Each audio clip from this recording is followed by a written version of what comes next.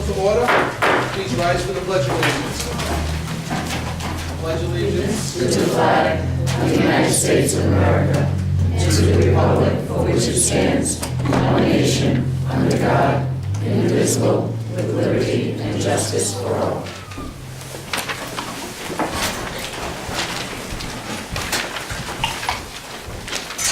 And a couple of announcements. Mr. Hawes is ill and contacted me this evening, so he is excused.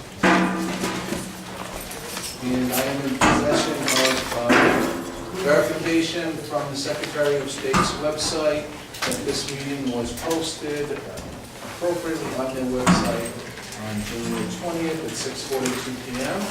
So we are in compliance with the open meetings law. Any additional announcements? Hearing none, moving on to the minutes from December 11th. I'll make a motion to accept the minutes of December 11th, 2014. Second. Discussion on the minutes? Hearing none, all those in favor? Aye. Aye. Motion carries unanimously. Warrants? I make a motion that we accept payroll warrant number 27 in the amount of $30,452.49. Is there a second? Second. Discussion? Hearing none, all those in favor? Aye. Motion carries unanimously. Payroll warrant number 28. Make a motion to accept payroll warrant number 28 in the amount of $27,768.21. Is there a second? Second. Discussion? Hearing none, all those in favor? Aye. Aye. Aye. Opposed, abstentions? Didn't hear. Payroll warrant number? No, we're on payroll warrant 28. Oh, my vote? Oh, Yes. aye. Aye. Okay. Motion carries unanimously. I'm sorry. General warrant number 13. Make a motion that we accept general warrant number 13 in the amount of $70,433.54. Is there a second? Second that. Any discussion? Hearing none, all those in favor? Aye. Aye. Aye. Motion carries unanimously. December 2014 monthly reports. I make a motion that we accept the following December 2014 monthly reports as submitted. Building and Zoning Department, Department of Public Works, Finance Department, Human Services, Police Department, Rhode Island Resource Recovery Corporation, Tax Assessor. May I just make one point? Yes? I received two Human Services reports, but not a Planning Department. I don't know whether that was an old. Same thing happened. Okay. It was, I spoke to Juliana about that today, and she thought, I think she was misinformed, that she thought her Okay, reports I to just- the planning board were being considered as a report to the council as well, and so I corrected her. Okay, I just wanted to make sure I had two Human Resources. I'll second Lucy's motion. Okay. Discussion? Hearing none, all those in favor? Aye. Aye. Opposed, abstentions? Motion carries unanimously. Quarterly reports. I make a motion that we accept the following quarterly reports as presented. Board of Canvassers, Engineering Board, Worcester Center Fire Company, Worcester School Committee, Land Trust, the library, Moosup Valley Volunteer Fire Company, which has two, I believe, from April 1st, 2014. There's three. Okay, July 2014 to September 30th, September 30th to December 31st.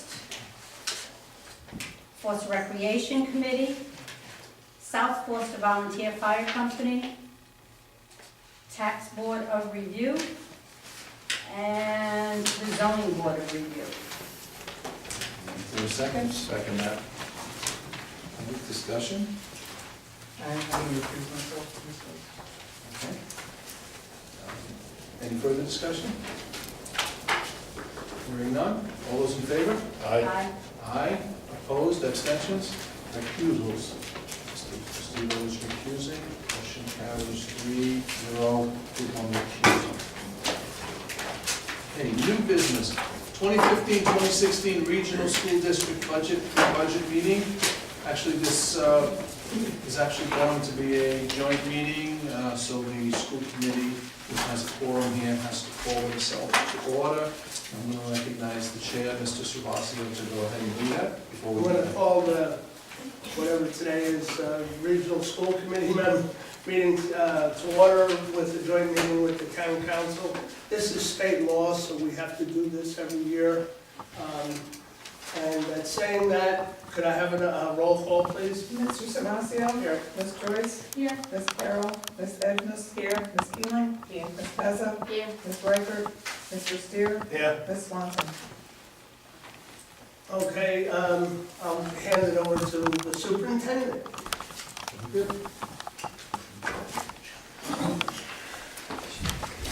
I'm going to pass out a preliminary draft of the regional budget for the town council.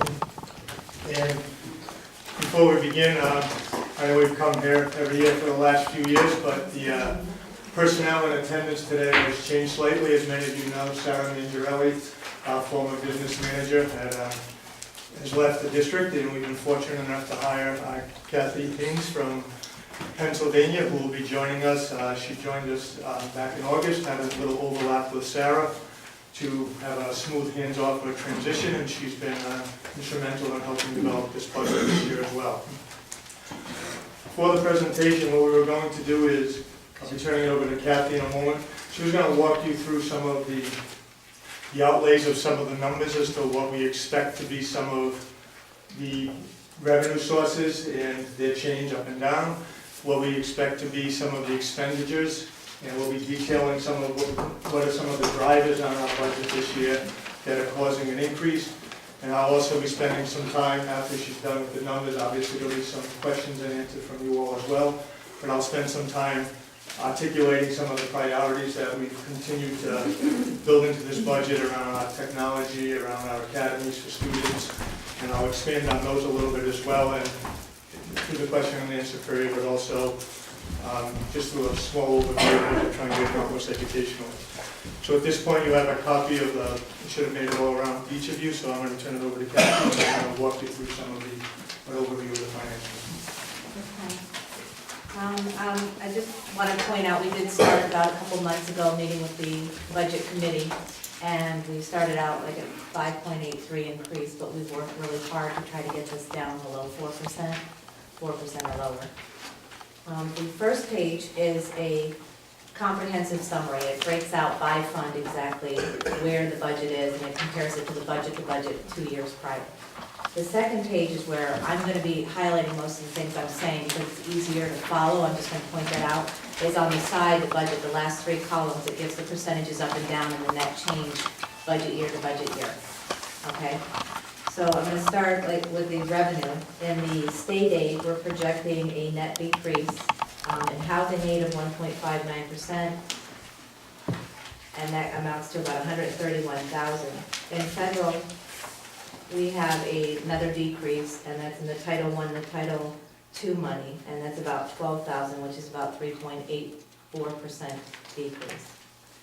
I need you to indicate to me which page you're on, please. I go by page 2 just because I'm looking at these negative percentages, which is showing you what's going up and what's going down budget year to budget year. Our pages are numbered. Stop. Page 13. Oh, I'm sorry, 13. It's 2 in the Second packet, sorry Page about 13. that. Okay, it's 13 Okay, on the numbering. sorry. That's all right, no, I'm sorry, I should clarify. The projected decrease in the miscellaneous revenue is about $112,922, which amounts to about 15%. This is, a bulk of that is the stop loss revenue, which is special ed, of about $73,000, and then there's an anticipated decrease in tuition revenue of about $18,000. The budgeted use of debt service, the set-aside fund balance is $52,000. There's also budgeted use of the capital improvements fund of about $140,000. Now we also set aside funds just in the general fund to use $117,000 as well. That's incorporated into the budget All right, as indicated in the, that's the $100,000, that's year to year. Projected increase in, okay, I'm gonna go right under the expenses. The healthcare, we're expecting an increase of about 2%. The increase in educational programs is about 14.8%. This is the technology purchase, the expansion of programs, lacrosse, it amounts to about $250,000. The increase in district-wide facility costs is due to anticipated out-of-district costs. There's the charter school, which we're expecting to go up about $30,000. The increase in the MET tuitions, which is $30,000, an increase in state-placed out-of-district of about $152,000. We did, because we have a state-approved career and tech education program, we did get a decrease in about $24,000. That's offset with some revenue that we also got. So just, I'm going to touch on that for one moment. We do tuition children outside of district. Career and technical education programs provide children the opportunity to pursue areas that are of interest to them in different careers and college preparation. If you don't have an approved program within your school district, children have the right to go to other school districts. For example, about 6 years ago, when I first started as superintendent, we were tuitioning 18 students out of district to Cranston Career and Technical Center. Well, not projecting, this year we're currently tuitioning 1 student out to Cranston Career and Tech, but we do have 3 children who will be at Coventry Career and Technical Center for next year, and that's part of our budget as well. The state of Rhode Island passed new regulations for career and tech ed. And we used to be serviced, we used to have a relationship with Cranston. That is now phasing out. We now have a relationship with Warwick and with Coventry. So right now, from 6 years ago, we went from 18 students being tuitioned out with a cost of over $300,000 down to 1 this year in Cranston, and will be none projected at Cranston for next year, but we will have 3 at Coventry. But Kathy was mentioning about our own programs. Because of the new regulations, we've sought approval for 2 programs already from the Department of Education. One is our STEM Academy for Pre-Engineering and Robotics, and the other one is our Agricultural Science program. We got that approval in June of last year, and we're currently tuitioning 2 students in to our school system for those programs. One is coming from Scituate, and one is coming from Warwick. We have 4 other programs that we are seeking approval for this year. We have, in addition to the 2 children who are coming, we do have 4 children who have expressed an interest in taking out the forms to come in to be tuitioned into those programs. We have 4 other programs up for approval for this year. One is the Bioscience Academy that we added at the high school. This was the first year that we set up that program with year 1. Our budget includes funding for year 2 next year. We also have an IT and Gaming Academy that is seeking approval for the Department of Education. And again, we put the first year classes in place this year and kids are enrolled. And we're obviously trying to expand the equipment and the courses for next year. We also are seeking approval for music and our music technology program. That program we invested about 3 years ago, $75,000 in new music equipment, and about $40,000 2 years ago in music technology so the kids can produce music digitally. That's the 3rd program that's up for approval. And then our construction and manufacturing, or advanced manufacturing as we're calling it. So those 4 programs, if they're able to get approval, would also be able to be advertised for students to be tuitioned in. And that's part of some of the expansion of those programs is part of the cost and the educational that you've seen. To help support that, just so you all know, we received $75,000 in grant money from the Department of Education over a 2-year period, and they are going to be releasing additional funds for competitive grants this spring, or they said in February, so we will apply for those as well, and hopefully we'll be successful. But that's been part of our multi-year program, and last thing I'll say about those, and I'll let Kathy continue with the numbers, is the whole premise behind that was to rebuild those programs in much the same way you have Algebra 1, Algebra 2, you have Spanish 1, Spanish 2. It was to take those programs which are generally elective and to build them into a 3-year sequence that ends with either college credit or industry certification. So we currently have college credit awarded, for example, to our kids in the pre-engineering program. There's about 30 colleges around the country, but one of them happens to be WPI. So children who take these classes in Pontiac High School, if they pass the exam at the end, will be able to earn credit into WPI. So each one of these programs that we're setting up, our responsibility to be approved from the Department of Ed is to have industry certifications at the end of it or to have college credit. And while we targeted some of the high-tech areas, knowing what the projected job growth is, we're also trying to expand agricultural sciences. You'd be surprised how many jobs there are in different fields, as well as the advanced manufacturing as well, because we recognize we have kids who are going to very high-end 4-year schools, kids who are going to regular 4-year schools or 2-year schools, or into the military. So we're trying to meet the learning needs or the career paths of the various students in our building. So those are 4 things that have been a significant investment for us over the last few years, and we're continuing that as part of our budgetary expenses. Finally, it's just a few other items in the district-wide facility cost. Everybody knows about the electric, so we budgeted about a 30% increase in that at $75,000. The projected increase of property and liability insurance is about 3%, it's $23,000. And then finally, the capital projects, we have a 30% increase year to year, and that's due primarily to the tennis courts that need to be revamped at the high school. You may want to flip to the first page, which is number 12 in your packet, but it is the cover page for the packet that we passed out.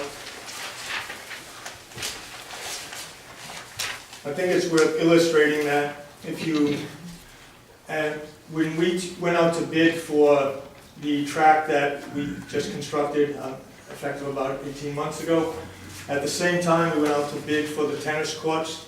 We had the architectural plans have already been drawn. So we went out to bid for the tennis courts at the same time, so that we'd have more than just an estimate. It'd be a rough, solid number. We've taken the numbers that came back from the different contractors, because we didn't move forward with the tennis courts at that time, and we've added 10% to that cost, partly because construction has picked up over the last 2 years, and partly because there's additional mobilization costs. When you bring all that heavy equipment on site to do a track and a tennis court at the same time, now they'll be bringing that type of equipment back, so there are some mobilization costs. We are hoping that part of the offset with that has been the decline in oil and the asphalt base that's part of the tennis courts, so we're hoping those 2 things will come to pass. So we've used a budgetary number of $445,000, which includes the tennis courts, and then some other capital items as well, but that is the largest portion of that. And if you can track the course, bottom, you'll see that under capital improvements, and I'm up in the upper right-hand corner of this page, we're projecting to use $160,000 of housing aid. That's reimbursement from the state for previous projects we've done. We're projecting for a local appropriation of $146,000 to support that, and we'll be drawing $138,000 from fund balance. So while we're budgeting $445,000, we're asking for $146,000 from local taxpayers, and we're using other revenue sources to make up the approximately $300,000 difference. So that is a fairly substantial item, but our tennis courts now, you may or may not know. If you've ever played on them, you certainly know. When they were built years ago, they have 1-inch cracks. Sometimes those cracks are deep. We end up filling those. There's weeds that grow out in between them, but the little black tile you see on the roadways, when you're on the highway, we have similar. And one other thing that we've done with the architect precedes me, but the tennis courts, when they were installed previously, were installed 90 degrees facing the wrong way. So that means that one side plays into the sun all the time. So we've taken the liberty in the redesign of the tennis courts to actually rotate the design 90 degrees so that we'll be facing the proper placement for both sides to have an equal advantage. So, and we are expanding those tennis courts to 4 because they are significantly used, and to 6 so that we can run the types of events and pieces that would support the participation that's there. There's a lot of use by elementary students as well as our own middle and high school students. Any specific questions on any of the items we shared? I got a couple. Go ahead. Yeah, go ahead. Kind of confused about that 10% increase to move equipment to a capital job. I mean, I'm in the construction field, and that kind of confused me a little bit. Also, when did they go out to bid for that project? When we went out to bid for the tennis courts and the track, it was over 2 years ago. And what our architect who gave us the estimate said, if you bid the job together, you're going to get a slightly lower price because they're bringing the heavy equipment on site once. When we used the 10% multiplier, we did that for 2 reasons. We didn't take the lowest bid, we went to the second lowest bid and multiplied 10% from that to get the budgeted amount. Partly because we were told that mobilization costs would increase a bit, but partly because we called R.A.D. Construction, Gale Associates, which is our architect, and asked them what's been happening with prices for athletic fields. And they said there's been an increase of approximately 10% over that time frame because companies were more hungry for work 2 years ago than they currently are. So because more schools and other colleges, schools and other places have been bidding these types of jobs, some of those major contractors are less hungry than they were, so they've seen our increase in the types of awards that have been given. So we based our numbers by calling the architect, who was the initial generator of the design. Well, I mean, I don't want, just to add a little bit more, I know when competition's tough, there's not a lot of work out there, you get competitive prices, and it doesn't cost that much to go out to bid, it should cost nothing, but 2 years ago, as you know, the court's made of asphalt, tar, It is, the prices have come which is down. primarily fuel, Mhm. so, 2 years ago, I was spending $275 a day to run my triaxle, I'm spending $140 now a day, and the asphalt was pretty expensive compared to it. I think you're gonna see a considerable drop when the asphalt plants open back up after November for this upcoming year. In fact, we actually locked in at $302 a gallon for heating oil for the town. We can actually get it right now for about $2.40, so I think I think you get a lot of room there, a lot of room. Just to be clear, when we went out to bid 2 years ago, we bid the track as the main item and we bid the tennis courts as an option. We rejected all of those bids, so we will need to go back out to bid for the projects this time around, so we won't be able to use the bids from almost 2 years ago, so we will have to go out to bid. But again, I mentioned mobilization costs, but when generating that figure, we did call the architect who would give us our original estimates and asked them, because what we do is we use the architect to also be basically our clerk of the works. And what that means is, on our tennis, when we did our track, the same people who designed it were the same people who came on site to make sure that if they said you were going to get earth compressed at this level, you got earth compressed at this level. They said you were going to get asphalt poured this way or drainage with this much tonnage, for the stone, that they were basically the people on site to verify that the contractors were doing that work. So that estimate that we got wasn't just picked out of the air, it was done by calling them, and they said they've seen projects being bid at 10 to 15% higher. So we use 10%.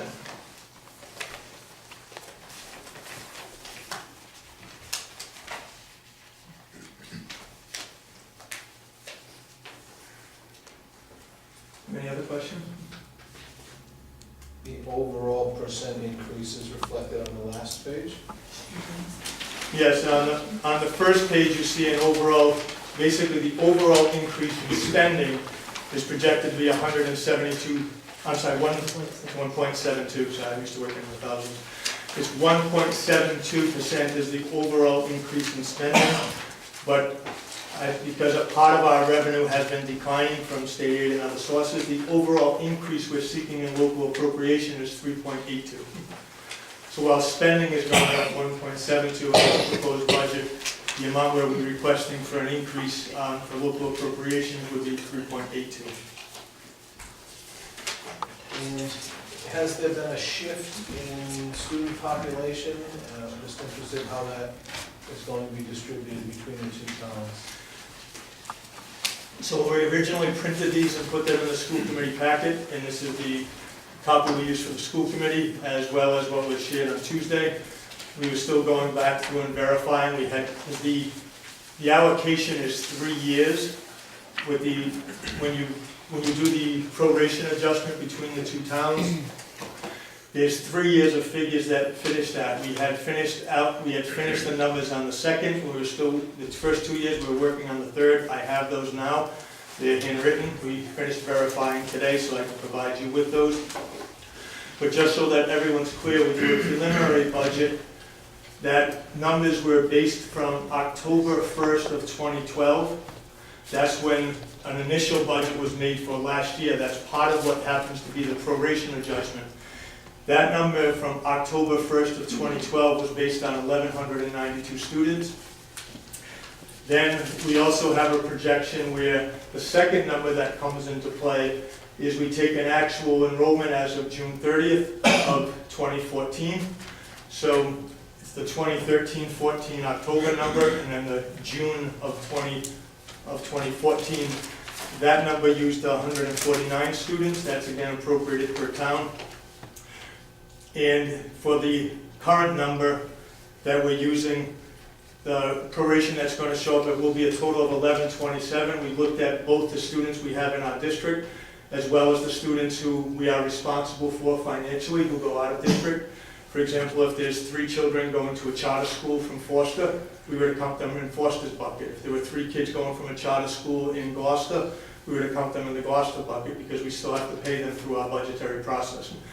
So we've accounted the resident of the students who we're financially responsible for, and those numbers are included. So the total number, when we add the children in district and the ones we're responsible for, is 1127. That's broken out by 350 and 777. All that's unimportant to you. I'm sure the real part that's important to you is of the $543,000 increase with the proration adjustment for students and the proration adjustment for students and the adjustment for the equalized weighted assessment for property.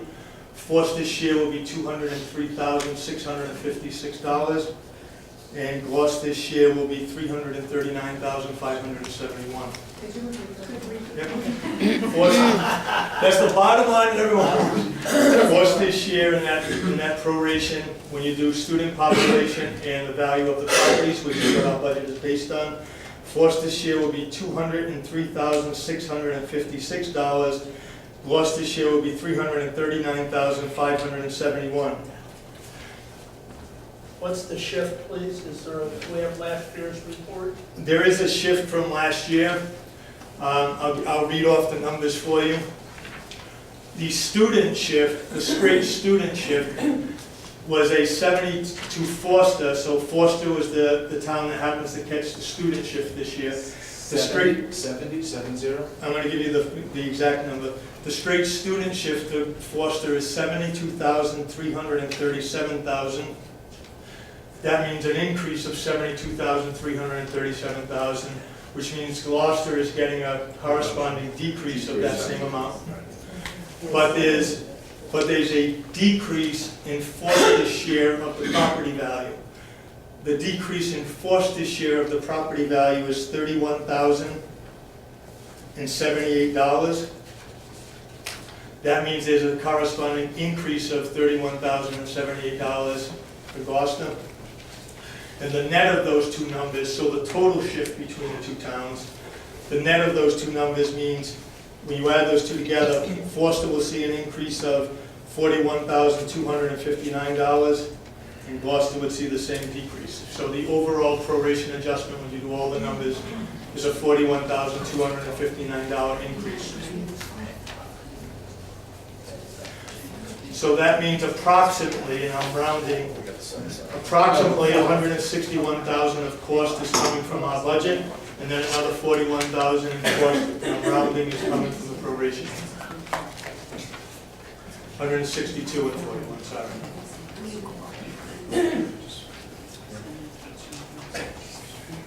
So then, in actuality, that 41,000 plus on the Foster side, I mean, this 3.82% increase is region-wide, Correct.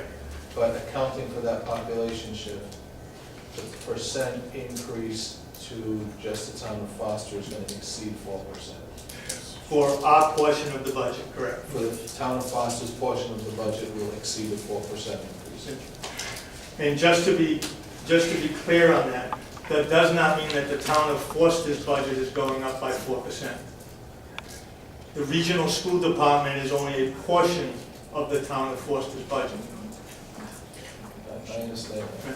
So, So for every department that goes up greater than 4%, some other department has to go up less than 4% to average.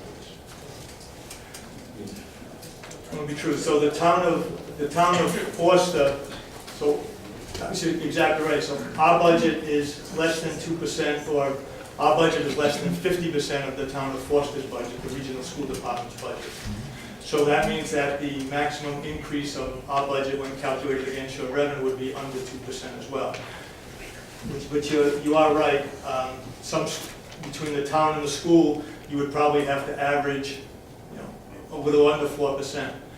That's assuming you don't have, that's assuming your tax base hasn't grown, and that's assuming that you don't have, that's assuming two things. It's assuming that your tax base hasn't grown.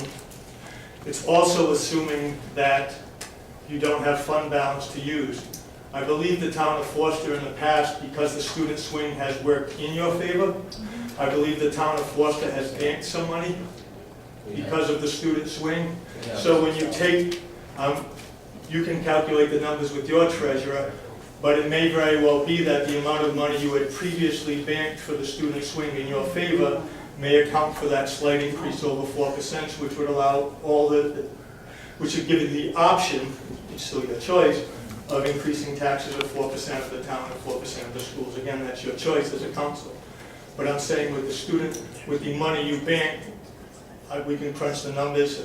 We'll look, we can go back through your budget, and I'm sure you can do the same. But the amount you bank may very well pull our overall increase below 4%. Well, that was like last year, you were, after the cut of the financial regional town meeting, I think you were down under 2%, right? 1.3. We projected, our overall budget, we had requested 2.9, we ended up at 2.1 and change. And then the town of Forest, actually, on their side, actually went up over 11% on the town side. So,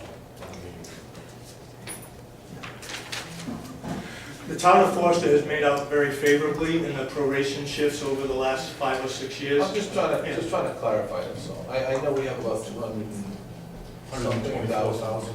250,000, 255,000. In that. For the student And population. the student population changed that aside. So you, just to be clear, you have 250,000 sitting in that account? Okay. Sitting is no use, yes, That's correct. designated just to handle student population It's shifts. It's Used only for for any that other thing. purpose. That can't be used for any other Right, things. right. It's money that came back to us from the region because of student population shifts, that we set aside as an insurance policy against population shifts in the other direction. So the student population swing is 72,000, and then the property value swing is 31 in the other way, So it's net 41. Right, so it's net 41, so you can allow your treasurer to do the math as opposed to us, and you may very well be under the 4%.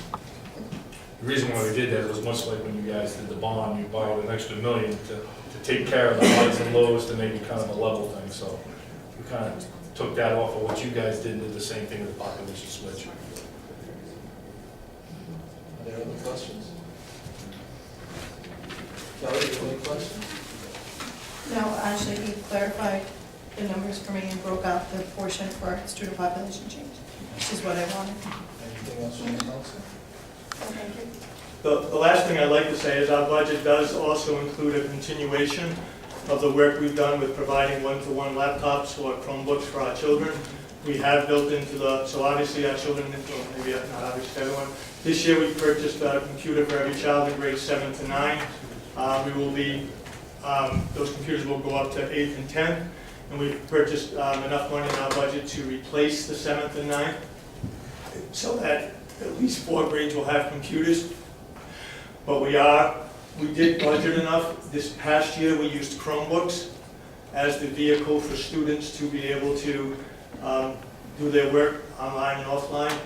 Now, because Chromebooks were so well priced, the prices of PCs or laptops, the makers are starting to be more competitive. So we did budget a slight increase, so it would give us the option of purchasing laptops, which would be able to run office products, for our high school students. So we may outfit our high school grades with laptops and our elementary grades, our middle grades with the Chromebooks by shifting the devices around, but we wanted to have enough in our budget because a lot of the programs our children are using for the engineering courses and for the bioscience need a more powerful processing than what a Chromebook will do.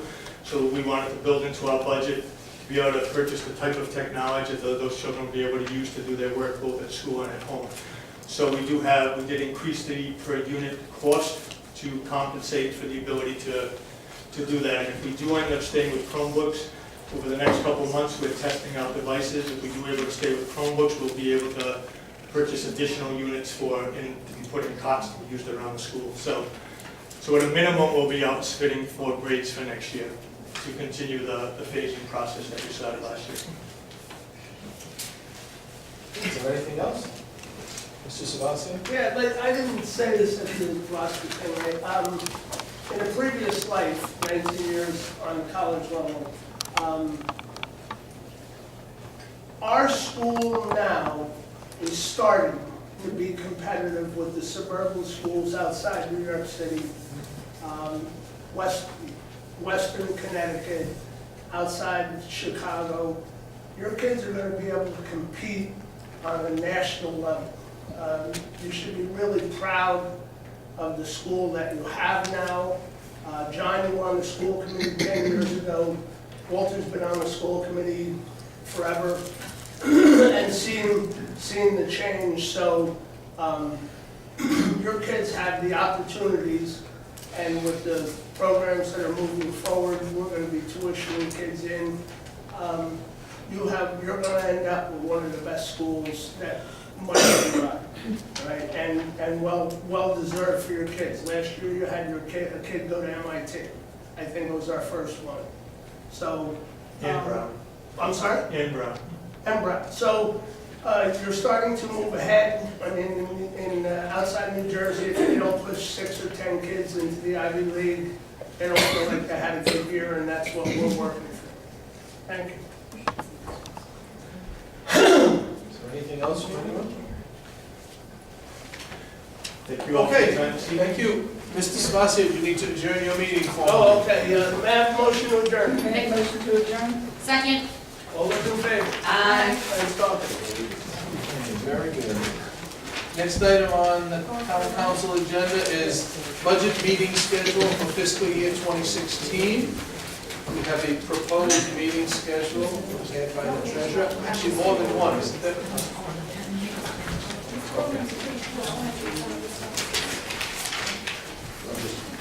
Hold a second.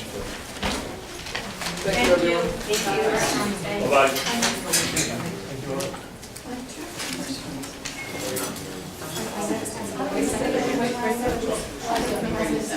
They committed you and us. No, I do. That's what they are, right now.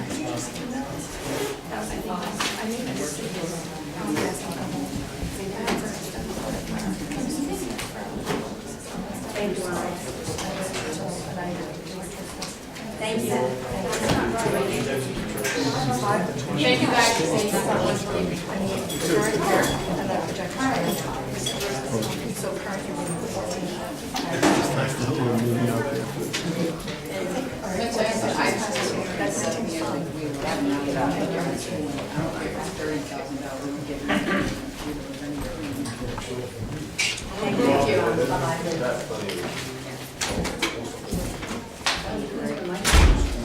It's empty out there now. I'm ready, I'm sorry. Okay.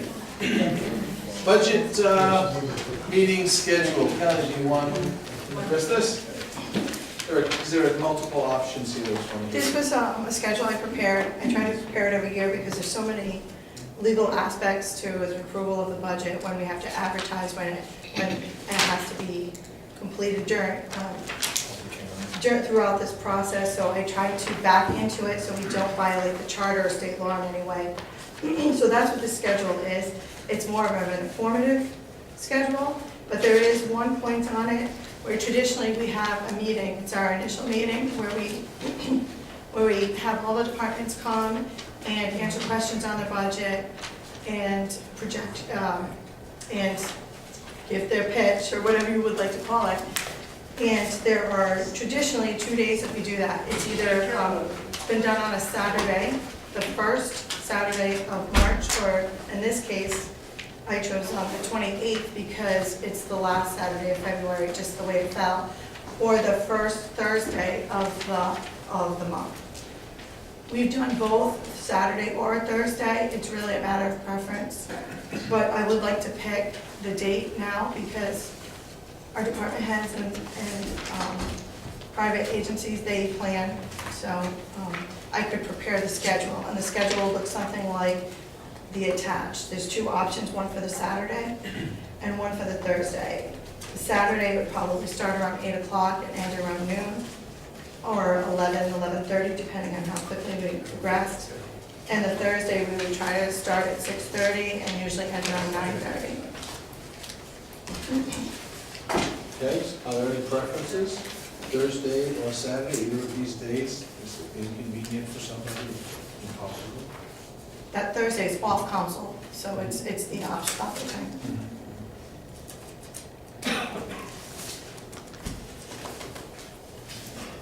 I felt that the Saturday workshops worked fairly well. Did you? Did you? I'm just saying, you know. I think they do, but They do, but you know. Thursdays are good too. I'm already here, you know. I'm already up at 6:30 at night.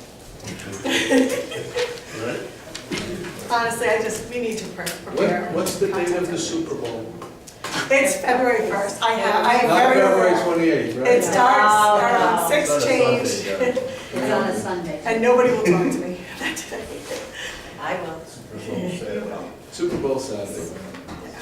No, so it's, you know, it's a matter of preparation. The other thing is too, generally speaking, by the time we get the packets together, the hope is that you have them for that meeting. You have a meeting on the Thursday. So you'll either get them with your packets on the previous Tuesday, which is the 24th, or you'll get them that Thursday. We'll hand them to you individually.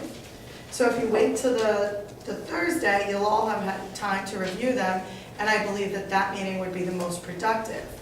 If you do it on that Saturday, some of you might not have had a chance to go through all of that information, and then it seems to be a lot less questions. And I mean, I'm just looking at last year even, for example. We prepared all the narratives, we had everything, and there weren't that many questions, so everybody came, and it was like, all right, thank you, there might have been 1 or 2 questions.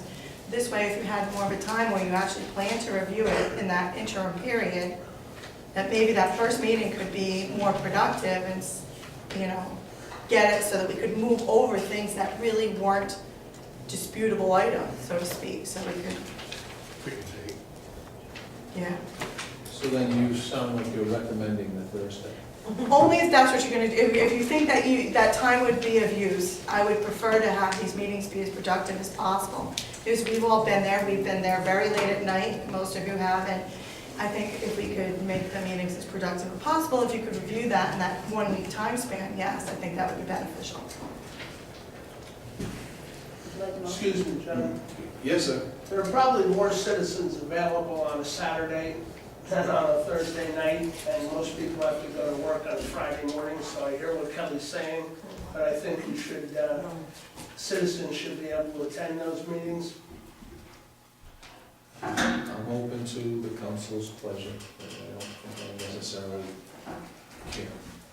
So, floor's open for a motion to adopt the schedule with one of these 2 options. Either day works for me. I don't know if anyone else has a preference, John or Gordon. If it ain't snowing, it's good for me.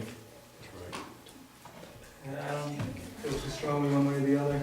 I think we're more likely to keep the schedule moving on Thursday evenings than on Saturday. But usually do donuts and coffee on Saturday.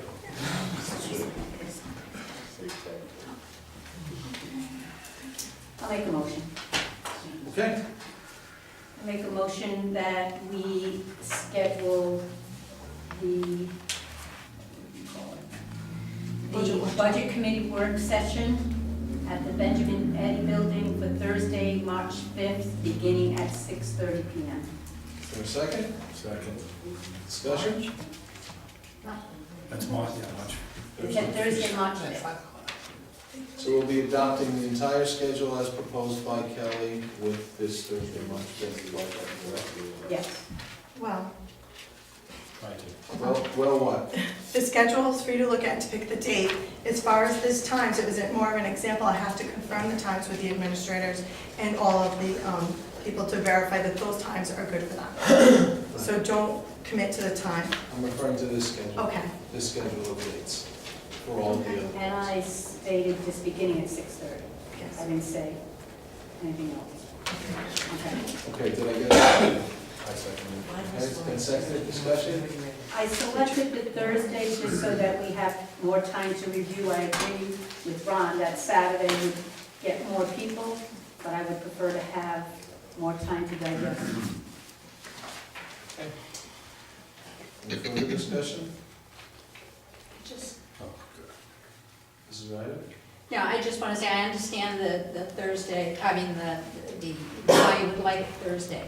It's just that even on a Saturday by the afternoon, your eyes are starting to glaze over. I can't imagine doing it after a full day of work. Kelly, did you have anything?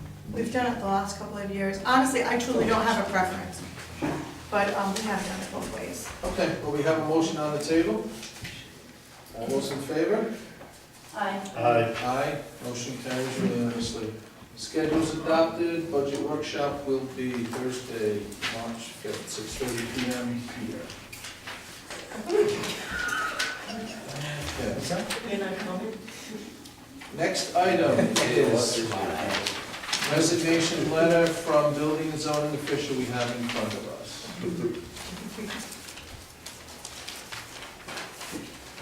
Is there a motion, someone want to read it, or is there a motion to accept? I'll make a motion to accept and read it. Okay. What's the second? Well, go ahead and read it. All right, dear council members, I have been offered the position of building and zoning official in another town, and after giving this matter serious thought, I have decided to accept the position. I will resign my post as building and zoning official effective January 29th of 2015. I would like to take this time to thank all the employees, past and present, of the town of Forsyth for being so helpful and courteous to me. It was a pleasure working with every one of them and making my job so enjoyable.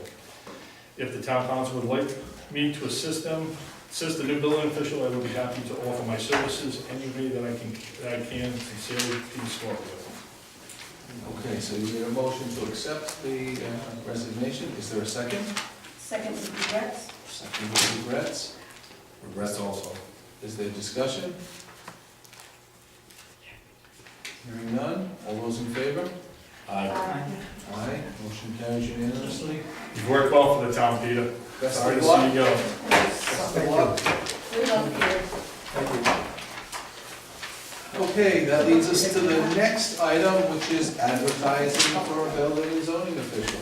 So we have in front of us a draft that originated from a previous advertisement that the town clerk had on her computer, updating the dates, updating the hours per week, updating the salary. This, I believe, was sent to everyone for review and consideration, and I made one comment that we might want to consider adding a sentence that said, engineer's license preferred, and that's on this draft, but this is open for discussion and comment and amendment or approval, so what is the pleasure of the council? I make a motion that we post in the appropriate advertisements, the building and zoning official job description as posted here. Is there a second? Second. Discussion. I was actually in one of the other towns, town hall and building official's office, actually in Coventry today. And I think we want to add probably other avenues that are free. I was talking to them, and actually Peter might even know the guy, Wayne Pimentel. Yep. He's actually the president of Rhode Island Builders Association, which has a lot of stuff that involves this, and he's actually also the building inspector for the town of East Greenwich. told me that our building inspector's gonna be resigning, and he is willing to, I gave the clerk the email, and he'll immediately put it on their website tomorrow, once she gives him a call, and it's his son, so we'll have that as another way of advertising. John, Yes, I make a general comment. go ahead. For your consideration, having worked with the building inspector on a lot of different issues, in this town, we have to conserve, and we're asking for a building and zoning official, but we've run into trouble because we then ask the building and zoning official to be an expert in soil and sediment erosion control, which is, I'm sure everyone understands, is another separate issue. We are very far behind in updating any plan that we have, which causes us a great deal of expense and trouble when it runs. And it will be, as we will talk about in executive session tonight, there may be other reasons we need to consider that type of individual with some experience there. Also, wastewater or stormwater treatment would be a plus if someone has any experience with septics, because again, those are issues I think are upcoming in the town that we're gonna run into, and where are we gonna go? We're gonna go to a building inspector. Now, I realize it's a limited position hour-wise and maybe money-wise, but I think it's worth considering that this is where we go for help in these situations, and I think they're gonna be even more prevalent than we've had to deal with quite a few now. And we have to reach out and spend money to get opinions, whether it's the soil and sediment erosion control plans or issues with that, or it's going to be wastewater and septic type issues, because they're breaking down, and we're gonna need to address that. So you're thinking that those things should be added to the advertisement, or that those things should be considered during the hiring process? I think if you, it's up to you. I mean, if you let them know it's a plus, and the other thing is, how much can we ask one person to do if we say it's a building and zoning official? I'd like to add, you're bringing up, I don't sit here and give legal opinions, but I'm a licensed, no. Things that we've run into in practice when we have to go to a building inspector. But I'm a licensed designer and installer on wastewater treatment facilities, and basically, the scope, Good. there's another one sitting in the back who's a council member of Boston. Basically, on the level of building and zoning official, it's pretty much a simple case of trying to understand breakouts, and you'll smell it and see it. You don't need a college education for a building official to say, this system has failed. They call DEM. DEM comes and does the inspection for the town for free, that's what you pay them for. So it's as simple as a phone call and a common sense look. You smell it, it don't smell right, you call DEM, DEM walks right on the property and checks it. So I don't think that is such a criteria issue. I think it's a pretty simple issue to address. I think that will come up later on when we talk about other issues that we're gonna talk about in executive session. The soil and sediment control, though, did come up this year, and I think we had to spend $400 to have somebody sign. Well, that was a whole other issue, if you ask, yeah. So, and that's gonna come up again. Well, that is, I hope that that will be addressed by the engineer license firm. That we can have that conversation during the interviews. Mr. Savasi? Yeah, ad nauseum, I had mentioned over the years, trying to get a civil engineer into this position. And I think last time we advertised and actually had some engineers apply for our building inspector. If you have an engineer's license, you should have enough knowledge to be able to take the builder's inspector's test and be qualified. And you also should have soil and all the rest of it. You mentioned engineer, so and basically this will help the attorney, the solicitor's request. So I think your statement of an engineer is online. An engineer can also help the planner. So I think your comment of an engineer as a qualifying comment is a good one. Okay, so we've got a motion to go forward with this advertisement as written. Sorry, if I Go may. ahead. Go ahead. No, I know that it may be self-evident in the advertising for a building and zoning official, but we don't actually mention experience with zoning enforcement or zoning in the actual advertisement itself. It might be covered under the certificate of state of Illinois. Let's see. The ICC, is that considered ICC certificate, they call it, correct? For what? What's the name of the state certificate for building, is it, what's the State certification, Yeah. ICC. ICC? certification. Is that just for building or zoning as well? I'll take just care of the building. Zoning is a different category altogether. And it might be covered in this, in accordance with local ordinances, but I don't think we should just include some reference to zoning. Okay, so if you would like to include something, then. Can I interrupt you on that for a minute? Zoning in every town is different. We have no zoning rules here. Every town's got different rules and regulations that they go by. You have a zoning book, which is your Bible, that you use. So if you're asking somebody to come in with zoning experience, good thing. But when you come from, we'll say, Smithfield over to here, the zoning is altogether different. So you gotta go by what you have here. So as far as like experience, if they've got some, fine. If not, you know, they'll learn right out of this book. So you're interested in language that asks for zoning enforcement experience? Right, so I would suggest, You can make an amendment to the motion if you like.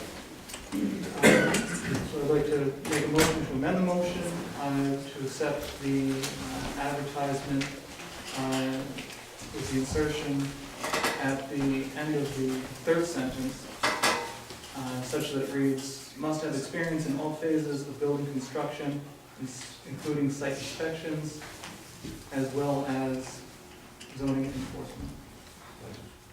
Now that's a must. So that means nobody who knows anything about zoning goes in the trash can, because when you said a must have, the building and zoning and zoning enforcement, a must. That's kind of narrowing down. I would say it would be a plus, I mean, not a must. I would think for the building and zoning official, the zoning should be a sizable portion of their responsibilities, but I'm amenable to.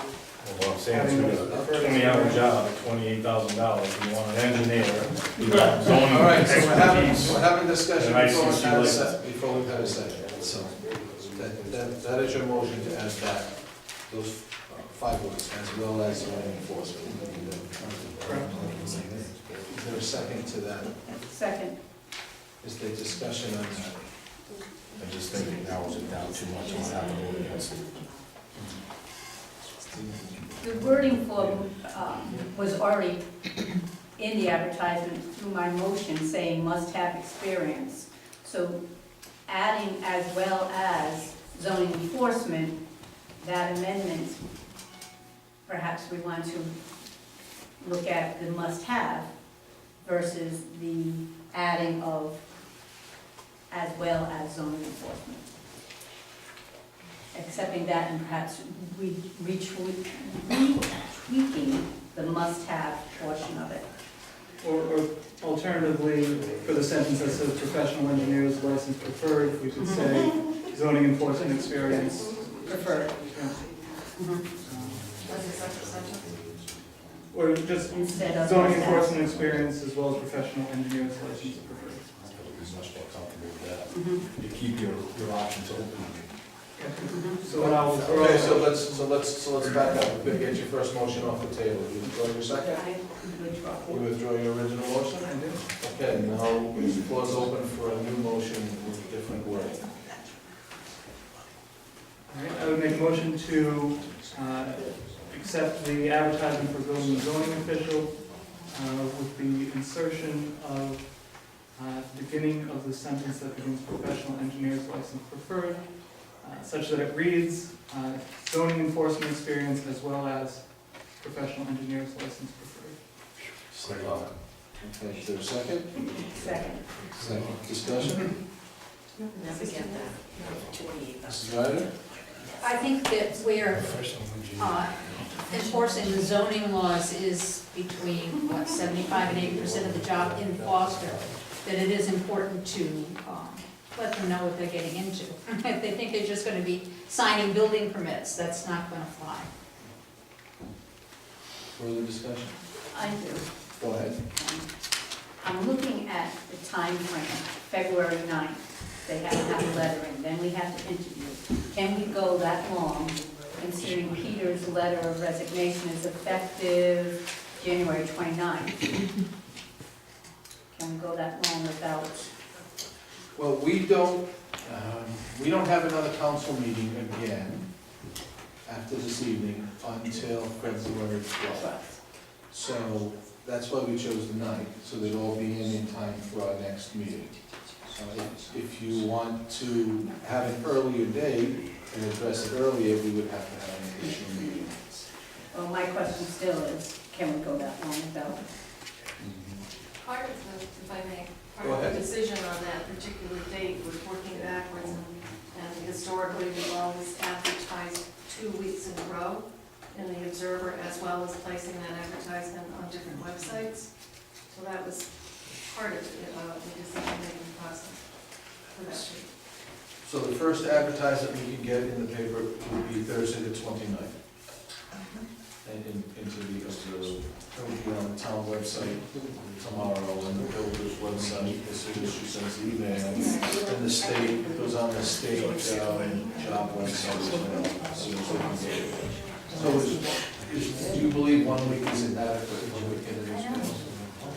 Well, I'd like to help answer Denise's question, because on the money council, we had a problem with the building inspector putting his paper in and walking out down immediately, and dropping it off the table.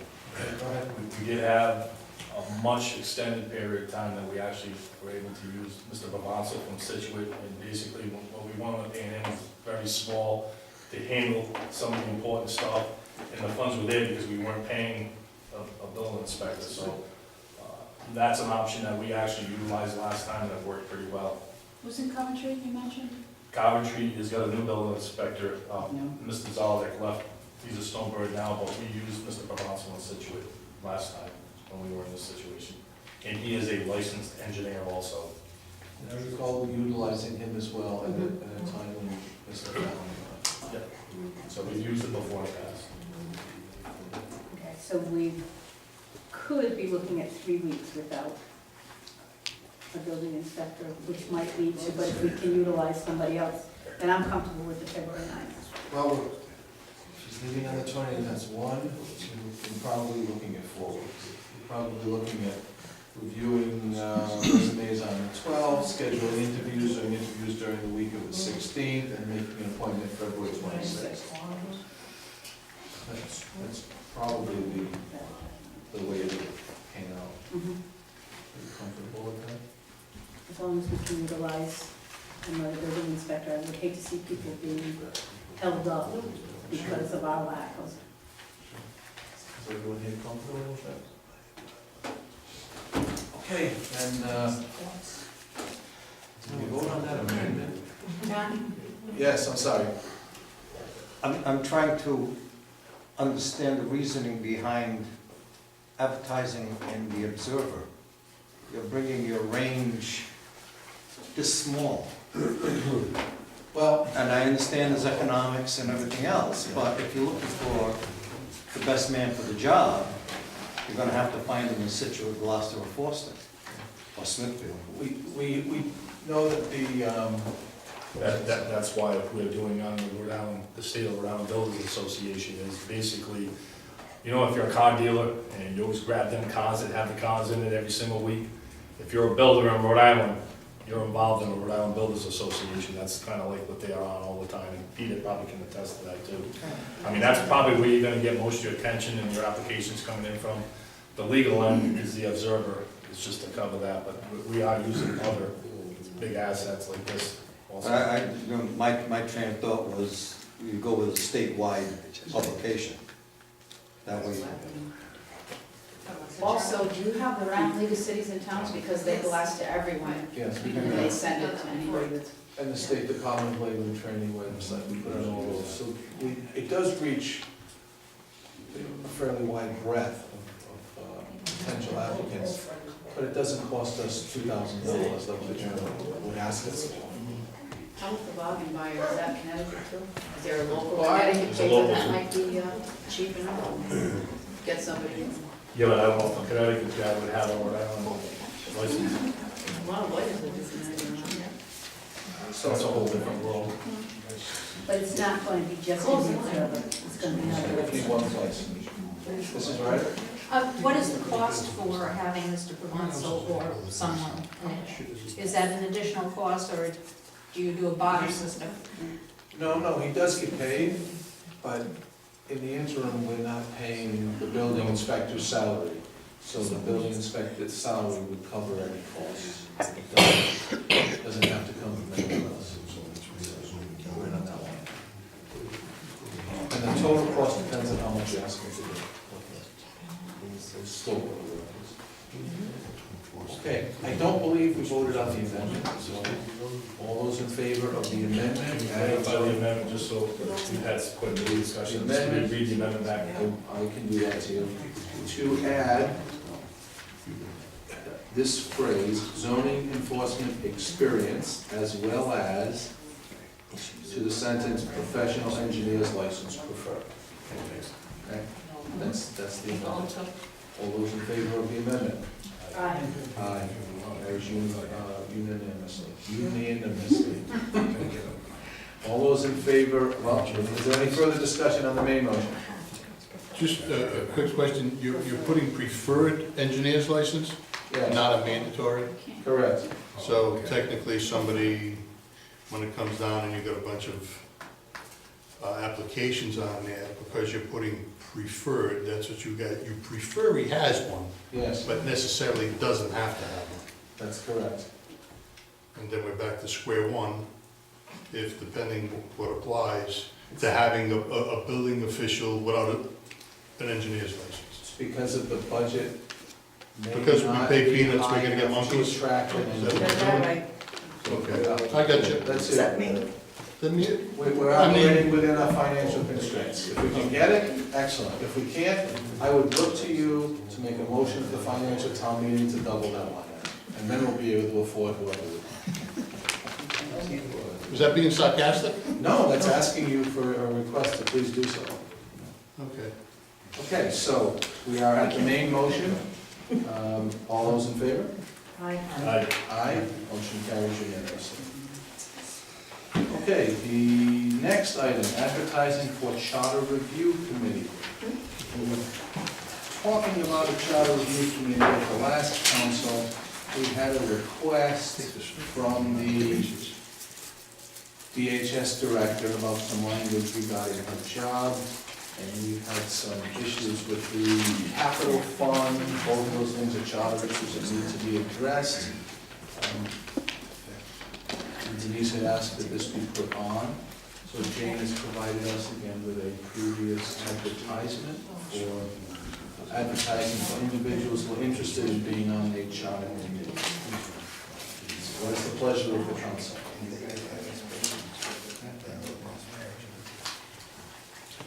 Well, I'll make a motion that we accept the advertisement and move forward with doing that, because it's kind of a long drawn out thing to get it done, so. I make a motion to put advertisement in that reads the Forster Home Rule Charter is under review by the charter. Each many individuals and groups wishing to suggest changes to the charter are invited to submit those requests in writing to the town clerk, 181 Howard Hill Road, Forster, Rhode Island, 18205, no later than January 26th. These are the old dates, this is All what right. I gave you for We have to reference. put the dates in. All right, so what do you want to put in before I finish? It can be anything, I mean, February 26th? let's look at the calendar. February 26th is a council meeting. I mean, they've got a year at least to work on it, so Could I interject? go ahead. Could we do the volunteers meeting for the commission first, then suggestion second? Yeah, sure. On the back side, there's a advertisement for, Thanks, so well, I'll I just, guess it depends what side you looked at. I looked at town Forster first. I'll stop where I'm at, as there was no second, and I never finished it, so. Okay. So this Okay, is two-sided, and just because The I first one like, is asking for volunteers, the second one is asking for suggestions. right, Okay, so I like to put the cart Okay, behind the horse instead of in front of it. okay, move the horse, go ahead. Okay, so I would like to make a motion that we place an advertisement for a Town of Forster Charter Commission, volunteers. Any Forster residents wishing to serve on an upcoming charter commission, please submit a letter of interest to the town council. And that would be the date which I would prefer be sooner rather than later. Okay. So I'm looking at the next council meeting, which is February 12th. The advertising, the response back. Where do you want to advertise? Well, it's too late for the Foster Home Journal. And we're going to target foster residents. Yes, well, then I'll March. change my date from February 12th to March. Because we can advertise it the first one in January, February. So if we have it in March 12th, actually have it before that. Have it in the You want Foster to Home deal with it on Journal. the 12th, then you need to have the applications in by the 10th, so they're in the packet. Right. No, tonight, please. The 9th, please. Well, actually, I was thinking more the 5th, Martin. Even better. March. Well, it doesn't give Well, them that a doesn't lot give, of days. When does the Foster Home Journal come out? The end of the month of February. Yeah? yeah. All right, I'll go with the 9th, for March 9th. March 9th, 2015, Yes, Yeah. at 4 p.m. 4 p.m. Okay. Where do you want to put that beyond the home journal, anywhere? The website, Is there a legal requirement to publish this in a? No, publication? because it has to be in Foster Revenue. So it doesn't have to be in the Observer to do this? can it, I think the Foster Home Journal is the place to go. I just want to make sure there's not a legal requirement to be in a paper record. No, this isn't a paid position type thing where you're open to the public. It should be electors, actually.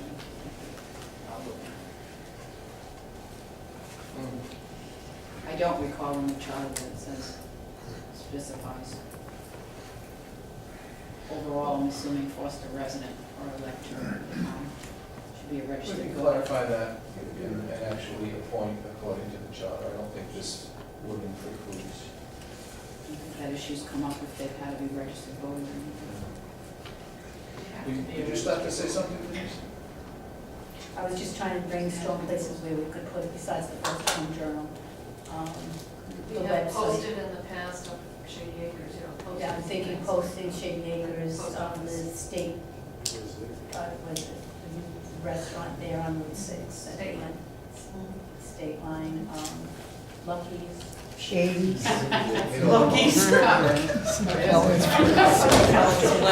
That could be interesting. Motion at appropriate places around town. I was wondering, like, maybe there bulletins? Fire stations. We can send them, we can send it to each of them and see what they Yeah. want. Okay, so that's the motion to adopt this wording with the date of March 9th, 2015, 4 p.m. to be advertised in the Foster Home Journal, the town website, and posted at various locations throughout town. Is there a second? Second. Mr. Lewis? Is there discussion? Yes, sorry. I'd like to serve again, if I may, if the solicitor doesn't, because I'm an elected official, but last time both Mr. Boyden and I served. And as an advertisement, we're one of the few charter commissions that got everything passed. So, Usually they when you don't see the pass. ad, send in the letter and we'll make sure. Well, first, I'm asking for the blessing of the solicitor if there's a charter. You don't want my blessing. Give me No, one. I don't know that there's a prohibition for that commission. Okay. I I don't think there is, but. I don't know that there is, but. All right, the charter says something like you cannot be both an elected and an appointed official for the town, but that may only be paid, so. Yeah, That was, We'll have to look into it. when I was on the recreation committee, I had to resign. But that was a committee of the town, not a, this is sort of an advisory board, so. Well, why don't you, feel free to put in your application, we'll look at it and make sure that it's not a problem. Mr. Lewis, Yes, sir. I know when we were on, Bob Boyden was the chair and he was a moderator at the time, so he was an elected official, so I don't think there's any. thing that precludes somebody on the board to do We'll it. check into it, make sure that there's not before we make any appointments. Okay. Any further discussion? All those in favor? Aye. Aye. Motion carries unanimously. Yeah, there's actually no reason to deal with It's not that. on the agenda. No, and we'll let the Charter Review Committee do that. I think it's, Did you hear that, Gordon? Yeah. It's not on the agenda, so we really shouldn't discuss it. What's that? What you will make a motion. I don't know what I'm gonna. okay, the next item is Foster Center Road Bridge update. So, these folks know the bridge on Foster Center Road over the Hemlock Brook had its weight limit reduced. A number of us have called DOT, the chief, the DPW director, myself, Mr. Estivo, and Mr. Estivo asked this to be on the agenda so that he could, go ahead. Well, so, the bridge on Foster Center Road over Hemlock Brook was one of a number of bridges throughout the state where the weight limit was, some might say, arbitrarily downgraded. As a result, fire trucks couldn't pass over it, school buses couldn't pass over it. The school buses in particular caused a number of issues for people in the town. They've been going over some of the dirt roads, digging up the dirt roads, been required to get switched up a lot earlier in order to actually get on the buses. So the Department of Transportation has been contacted, as Mr. Lewis mentioned, by the chief, by our DPW director, by a number of us as well. They prioritized that bridge for reevaluation. They are still conducting a reevaluation, however, tomorrow they should have the results of that test. They are very optimistic that the reduction will be lifted and that the bridge will be available to be traversed by buses and fire trucks and all that. So, should know for certain tomorrow, but it is looking good. But is it safe? Well, obviously they're not, their evaluation, they're not being coerced into coming to any particular result. If they determine that it's not safe. Well, I know the old Jamestown Bridge got safer the longer it took to build a new one. So, it's a little covert. It's their call. This has been a statewide issue. I've actually been contacted by other solicitors and other people. This is a statewide issue, and I think it has more to do with the director of DOT acting arbitrarily than it had to do with any engineers. And I think this governor may have, if she has not already, replaced him. So the arbitrary nature of those decisions will be stopped. I think it wasn't based on engineering, it was based on across the board. And, you know, we asked them, if it's reevaluated and it's safe, then we'll change the limit. If it's not safe, then block it, or put something underneath, or replace it, you know.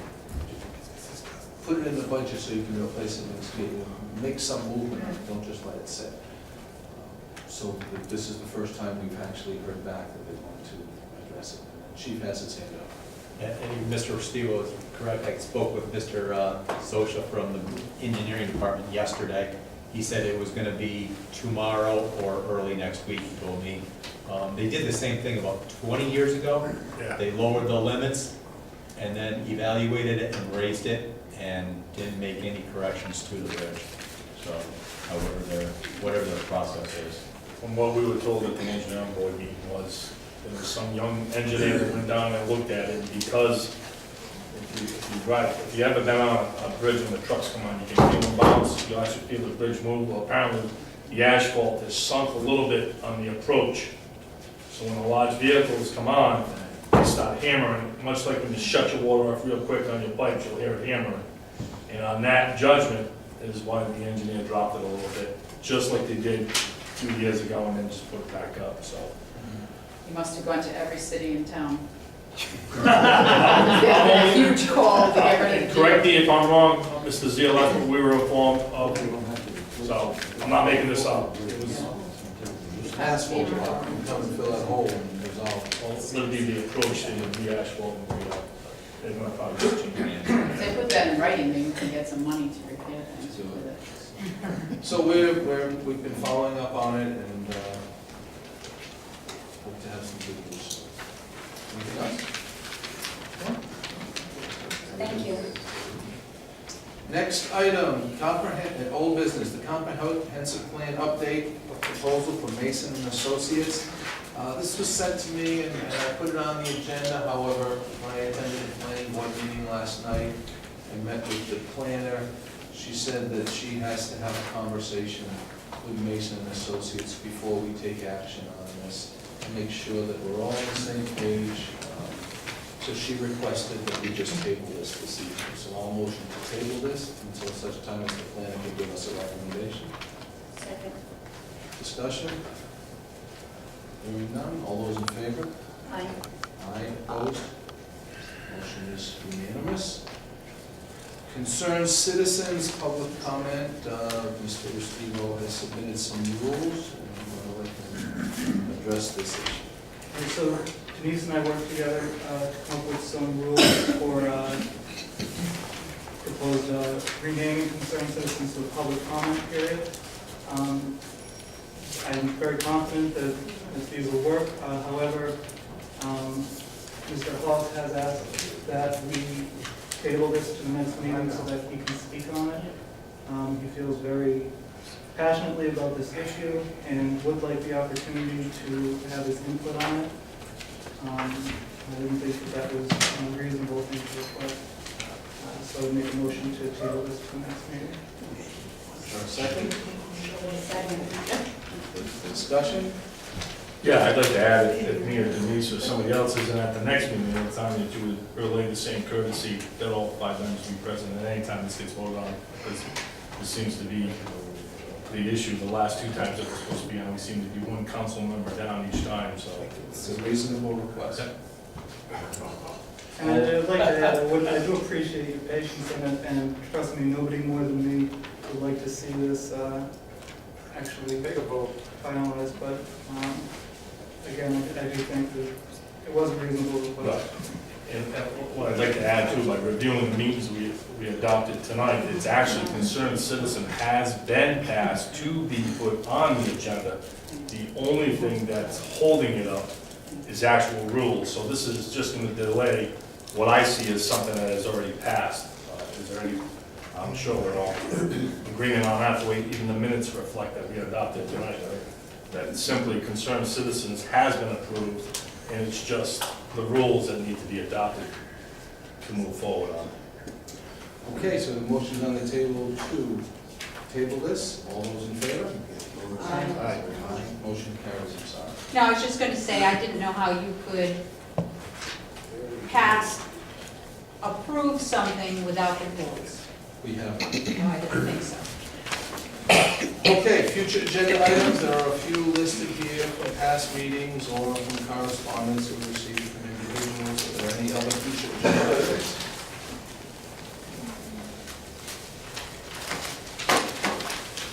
Hearing none, I'll take a motion to go into executive session. Second. No, I need to hear the motion. Second. Jane, do you have that motion? Yes. Somebody?